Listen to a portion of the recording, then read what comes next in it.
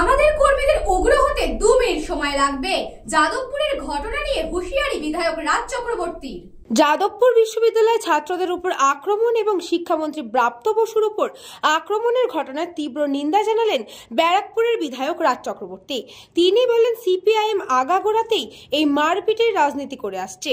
আমার পুরো পরিবার বামপন্থী ছিল, কিন্তু আমি কোনোদিনই বামপন্থাকে সমর্থন করিনি।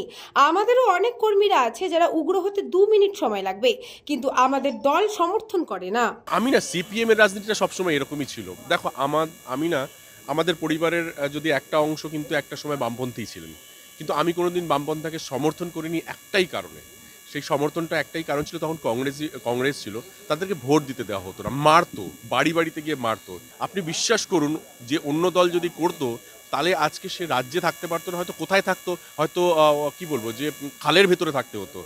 মানে কি করতো ওরা আপনারা ভাবতে পারবেন না। আমার মনে হয় যে সিপিএম এর এই ঔদ্ধত্য, সিপিএম এর এই যে অহংকার, এটাই ওদেরকে জিরো করেছে এবং আরও খারাপ জায়গায় নিয়ে যাবে। এরা আন্ডারস্ট্যান্ডিং বোঝে না, এরা ইমোশন নেই এদের মধ্যে, এরা শুধু ঔদ্ধত্য বোঝে। এবং যে ঘটনা যাদবপুর, এটা শুধু যাদবপুরকে কলঙ্কিত করেনি, ওদের দলকে কলঙ্কিত করেছে, রাজ্যকে কলঙ্কিত করে, এবং সারাক্ষণ এটা করে যাচ্ছে। এবং শুধু ওরা নিজেদের কথাটুকুনি বোঝে, আর কারোর কথা বোঝেন না। আমাদের যারা কর্মীরা আছে, তারাও কিন্তু উগ্র হতে পারে, 2 মিনিট সময় লাগে। কিন্তু ব্যুরো রিপোর্ট, নিউজ পঙ্গু টাইম।